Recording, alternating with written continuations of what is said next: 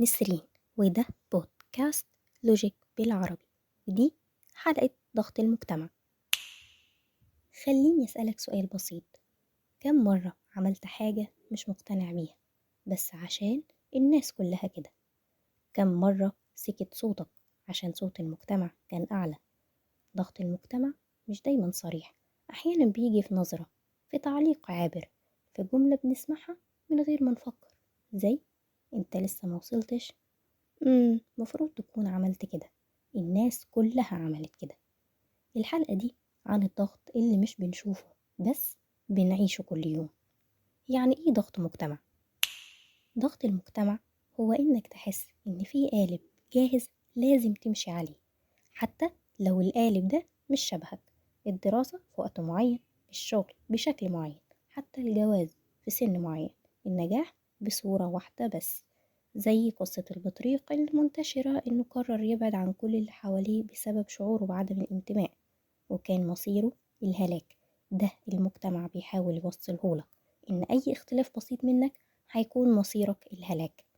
المشكلة إننا بنصدق فعلا إن النجاح شكل واحد. ليه بنستسلم للضغط؟ عشان إحنا بطبعنا بنحب الانتماء، نخاف نختلف، نخاف نبقى لوحدنا، دي فطرتنا.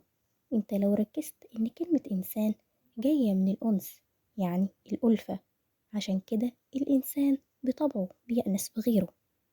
وهنا حصل لبس، اغلبيتنا فقد القدرة على تحديد اهدافه، فبدل ما يسأل انا عايز ايه، بسأل الناس هتقول ايه.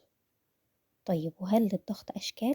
بكل تأكيد للضغط اشكال متعددة، بس مش دايما بيكون أوامر مباشرة. أحيانا بيجي في مقارنات مستمرة، إحساس إنك متأخر، خوف من إنك تبقى مختلف، والأخطر إن الصوت ده مع الوقت بيتحول لصوت جوانا، بيبقى إحنا اللي بنضغط على نفسنا. لما نعيش تحت ضغط المجتمع بنفقد ثقتنا في نفسنا، بنختار مش بنحب، وبنعيش حياة مش حياتنا، نرضي الكل وننسى نفسنا.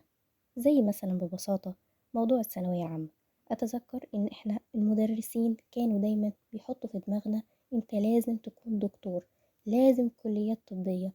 كلمة لازم لازم لازم، أنا كان دايما في دماغي إن أنا عايز أدخل كلية إعلام، لكن بما إني دخلت علم علوم، ويمكن يكون قرار علم علوم ده مش قرار مني أنا، يمكن أكون أنا اتحطيت فعلا، لقيت كل أصحابي كده، فأنا فعلا الأدبي ده مش حاجة كويس، الأدبي ده مش عارف إيه، وهكذا هكذا هكذا.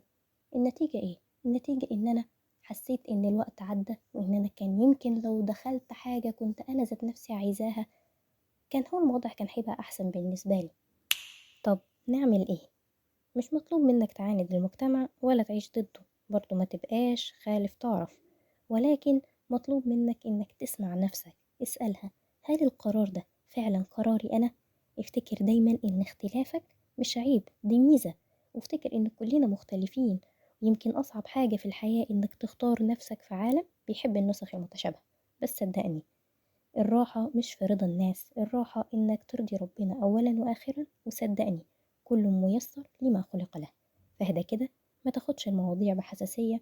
في الحلقة الجاية هنتكلم عن خطوة أكبر، هي أول مرة أختار نفسي، إزاي نسمع صوتنا ونختار بنفسنا. لو الحلقة لمستك شاركها مع حد حاسس بالضغط ومحتاج يسمع إنه مش لوحده. كانت معكم نسرين، والكلام ده ليك انت.